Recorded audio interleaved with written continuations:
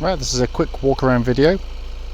This is for a Honda Civic 2.2 DTEC, and this is the top of the range EX GT model. So I'm just going to go around the car for you, pick up any obvious marks that there may or may not be on the vehicle. So let's come around the front. Lights, lenses, all completely intact. There's no cracks, condensation or anything in any of those at all. You can tell it's EX GT, this slightly different style grille on the front. But all in very nice condition. It's a very original car. I've not done any touching in. There are a few stone chips on the bonnet, which you'd expect with this mileage. They'll be easily attended to with a little sort of touch in. We're not paint. It's very easy to kind of paint these bonnets, but we tend not to do that. But there are a few on there. But so they certainly don't detract from the car at all. Front bumper corner, very good. There's no marks on there. Just to squat down here. Sorry.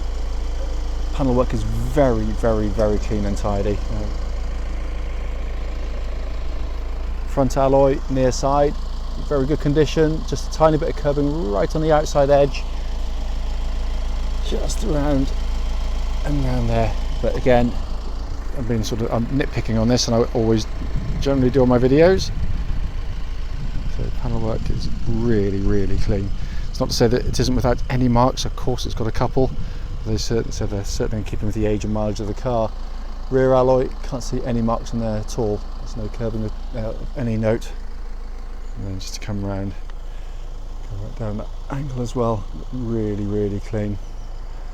Bumper corners, all very, very good. Again, you get this long silver chrome trim on this spec car as well.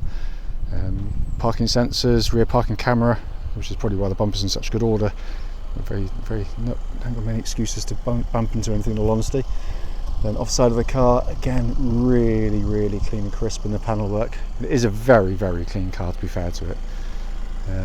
Rear offside alloy, again, really clean. There's a tiniest, I mean, it's minuscule that's there, but I'll show what there is. And then rest of the panel work, again, really, very, very nice. And just do final alloy on the offside here, again, really nice. Can't see any curbing on there at all. So we're looking at really good looking cars, these, especially in red. What's nice with the EX GT, as you probably noticed, you've got this lovely big glass panoramic roof, which is coloured black, and it kind of breaks up the red on the car with the window inserts and windscreen surrounds. The wheel arch trims, and it just makes it a really handsome looking vehicle. Coming into the boot area of the car, absolutely massive boots in these, they really are huge. As you can see there, you've got the parcel shelves all good and intact, carpeted areas all in very nice condition, and then you've also got this hidden sort of cubby hole area underneath. You've got the inflation kits and the gunk that goes with it, but you can drop them down, as you can see there, to add an extra bit of depth into the boot space as well. Coming to the back of the car now, rear and near side door card is all very, very nice indeed. It comes with a full set of mats in the vehicle as well, which is nice to see.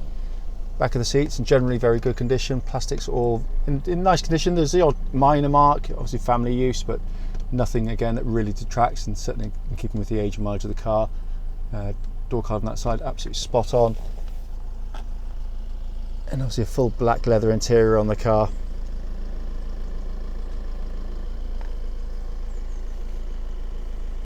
Coming to the front now, driver's door card again, very, very, very nice condition. Footwell area all nice and clean and tidy. Driver's seat itself, very, very good condition. And then go up to the passenger one, again likewise, all in very nice condition as well. Just to look up here, we've got this lovely big panoramic roof, all one piece on these later Civics, and on the GT models you get obviously the electric blind comes across, so on bright sunny days you can close it over. On days like today where the sun's decided to hide away, you know, like much more natural light into the car, which is really great, especially for the rear seat passengers. So sitting inside the car now, obviously engine's running as it has been all the way through. Just to quickly show you down here, got the full owner's manual pack, and very importantly, lock and wheel nut key is here and present with the car. Dashboards, really lovely design on these Civics, great things to, so I'm just going to close the roof there because it adds reflection onto there. As you can see here, sat nav, all fully functional on the car. Pop it into reverse, and you've got a lovely clear parking camera, and obviously it's got that little grid so you can really line yourself up in car parking bays. Really clever design.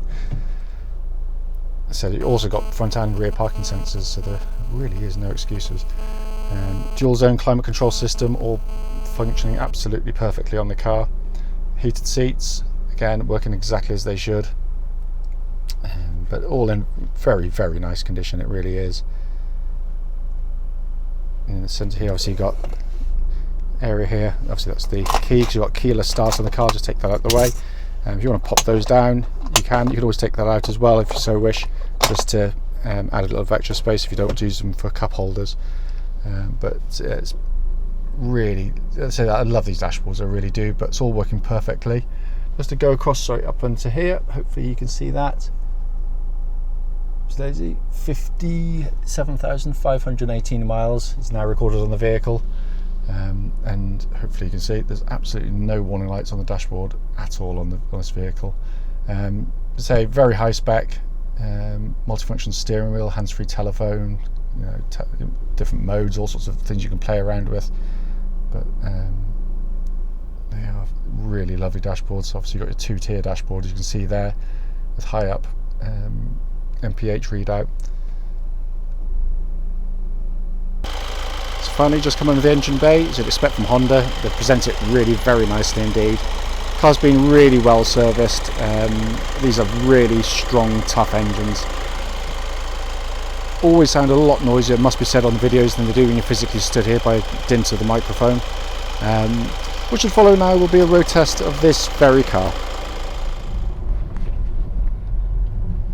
Right then, this is a quick road test, and this is for a Honda Civic 2.2 EX GT. So this is absolutely top of the range, this car. Particular car is registered DE62VBU, and mileage at the start of the road test is 57,519 miles. The reason we do the video is very simple indeed. Search engines have made it much easier to look for cars much further afield, so if people are looking for very specific models, which this is certainly one of those, they'd be quite rare, so people would be willing to travel much further to go and see them.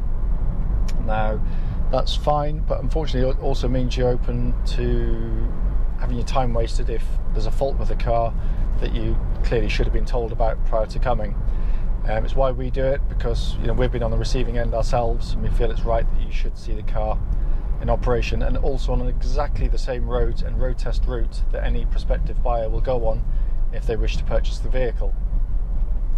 The road tests are critical, so if there's something not right with the car, I do tell you, and I've done it on all of my previous videos, and I'll continue to do so. It doesn't mean I won't miss anything. You shouldn't entirely rely on the video. I'd never suggest that for a second.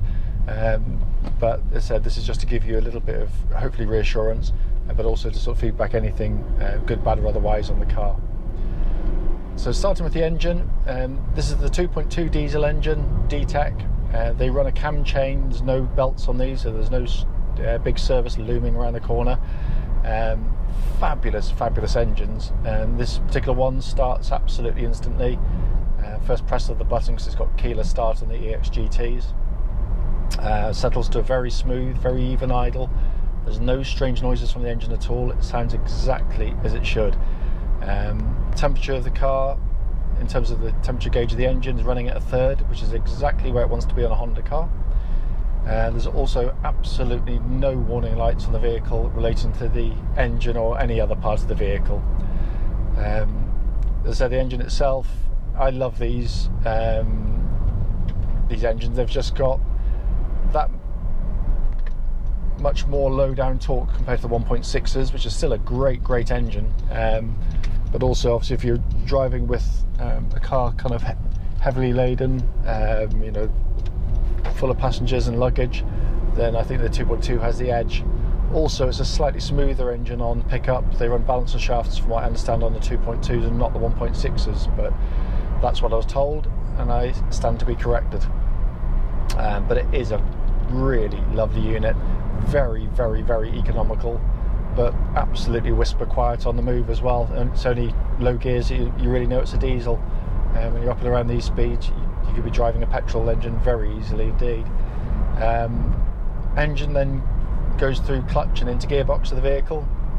Clutch on the car, very smooth in operation. Bite point is exactly where it wants to be. It seems to have plenty of life left in it.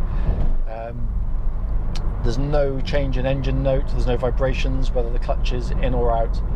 Not an issue we've had on the later DTEC engines compared to the earlier CTDI engined cars. The clutch then feeds through into the 6-speed manual gearbox, another really great Honda gearbox. Not only are they absolutely strong as an ox and can take hundreds of thousands of miles, but they're also add to the drive of the car. They've got a lovely solid feel to the gear change. It's very, very precise. I'm just changing gear for fun, obviously, just to show you. It really is a lovely gearbox to operate. Some gearboxes, as with most front-wheel drive cars, they tend to be cable operated, and they can just be a little bit lifeless, a bit soulless to use. But this is a really lovely gearbox. Also, obviously, which is the point of the video, I can't detect anywhere in it at all in the linkage. It feels absolutely superb. The synchromesh in every gear is perfect, which is what I expect, because the Honda synchromesh is probably the best in the world. Steering of the car, lovely and precise. Track's absolutely bullet straight. There's no wear in it at all that I can feel. There's no vibrations coming back through the steering wheel at any speed that I've been at, up to legal limits certainly. Obviously clearly can't go beyond that point, but it's very nicely done, very well weighted. It's very precise. It's electric power steering compared to the old hydraulic power steering systems of old. But again, unlike some manufacturers, which is kind of, it can be sort of really lifeless things, this has got a real accuracy to it. Not huge amounts of feel, but most people won't be driving it around Castle Combe racetrack at any great speed. Just going to check the cruise control function. That's working exactly as it should. Also, whilst I'm running at speed here, the legal limit, I'm just listening out for kind of wind noise that shouldn't really be there. That will normally manifest itself. Normally, if a car's had a replacement windscreen that hasn't been fitted quite right or sealed very well, or if maybe someone's damaged a door seal getting in or out, it might drum up a bit of a wind hiss, which can be really, really annoying. But there's nothing at all. It's exactly as it should be, and that is very, very quiet indeed.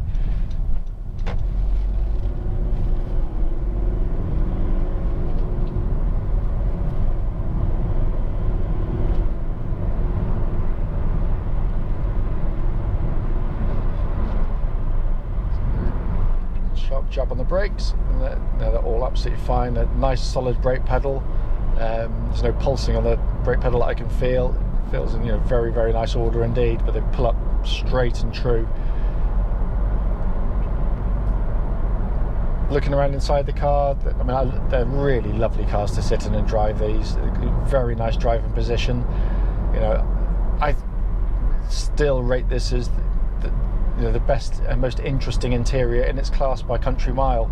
It's not overdone, and I'm not going to point any fingers at certain French manufacturers, but it's not also dull. Most cars in this class, and what we're looking at by direct comparison will be obviously kind of Ford Focus, maybe Vauxhall Astra to a lesser degree, but certainly Volkswagen Golf, Audi A3, BMW 1 Series, but they're all pretty much built out of a template. They'll have a centre stack, binnacle, and that's pretty much it, and they're just variations on a theme, all worthy but pretty dull.